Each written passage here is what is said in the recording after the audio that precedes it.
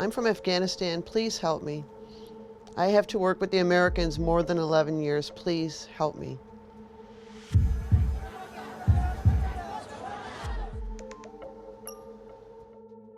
We will be killed. We lost everything. We ran away from our cities. Our crime is to serve the American government.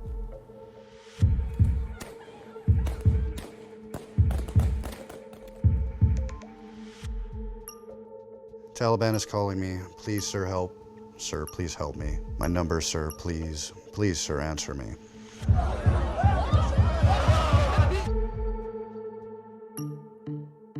I'm an American veteran trying to save the lives of Afghan allies left behind in Afghanistan by the U.S. government. There's an informal network of volunteers. We provide humanitarian support. We provide safe locations for them. Have them move as much as they can. We have them switch phones as much as they can. We help out with the visa paperwork. We're doing everything we possibly can to get our allies out into safety. But it should have never been our responsibility. The government f***ed up. They had no plan for getting our allies out. Instead, they just left everything on us. I'm angry. I'm pissed off. What country is going to want to give support to the U.S. knowing that we'll just abandon them in the end? The messages from Afghanistan come in daily. It's disturbing, like opening up another wound. I'm broken every morning and every night. This last year and a half has been the darkest year and a half of my life.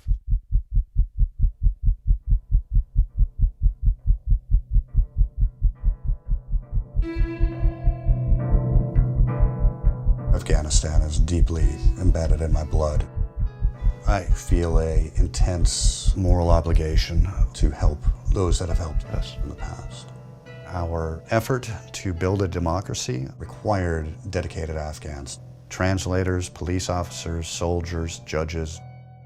I've concluded that it's time to end America's longest war. It's time for American troops to come home. When the United States government decided to abruptly leave Afghanistan last year, Taliban forces entered the heart of the Afghan capital. Desperate Afghans trying to escape the country. Evacuations continue. I returned once again to help my Afghan counterparts. I was there and in the thick of it. We in the military all believe in one thing, and that's you never leave a man behind. Those who help us are not going to be left behind. They've broke every promise there is. Afghans who want to leave are left behind. The Taliban appear to be cracking down. Evidence of reprisals is mounting.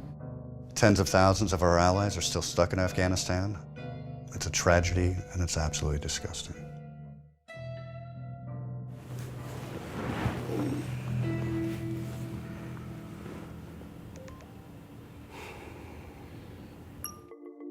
I was abducted some days before. Taliban asked me where your family and mother are. Hurry up, tell us. I don't know what they want from me and my family.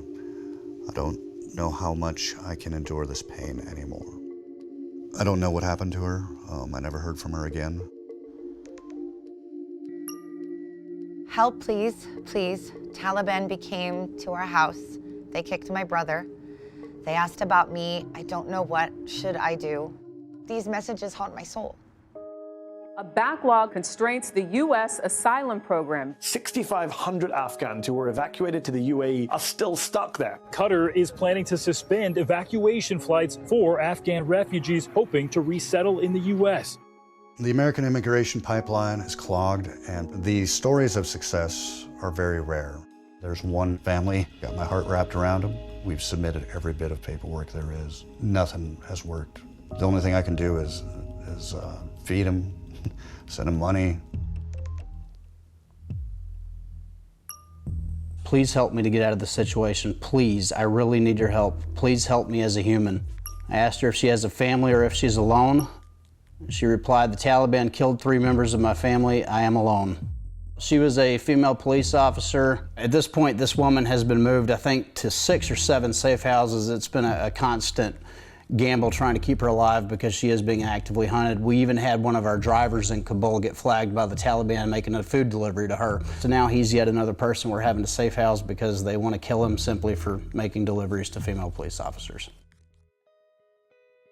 I took a 40% pay cut. I only work 3 days a week outside of the house, and all my other time is spent working to help Afghan allies. We drained our kids' college savings accounts. I decided to move back home to live with my parents because I couldn't justify paying rent when that money could be going to provide food for an Afghan family that was literally starving. I think my girlfriend still doesn't quite understand why I stay up all night doing this work, why I have to, up my medications or go to an extra session of counseling, all for these people that I've never met. But I feel like I have a moral obligation because it's a place that I serve. Why don't you just give up and move on? I'm trying to do that every day, every hour. But it's impossible to do. It's a moral injury. It's trauma from witnessing something that goes against our values.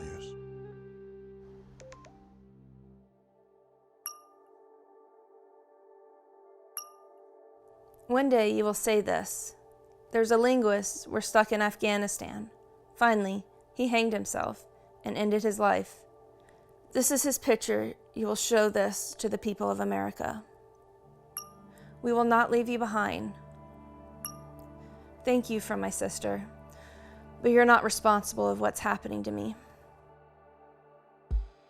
This week, lawmakers introduced the Afghan Adjustment Act. A bill that, if passed, would provide Afghan evacuees a pathway to permanent residence. The proposal would also expand eligibility for a special immigrant visa. The Afghan Adjustment Act will make a real difference for our Afghan allies who are already here in the United States and for those still stuck in Afghanistan trying to get out. Some legislators have stood in the way, afraid that there could be terrorists among the evacuees. But that's bullshit. The bill actually includes rigorous vetting for applicants. Congress needs to pass the bill. It's the least that we can do for our Afghan allies.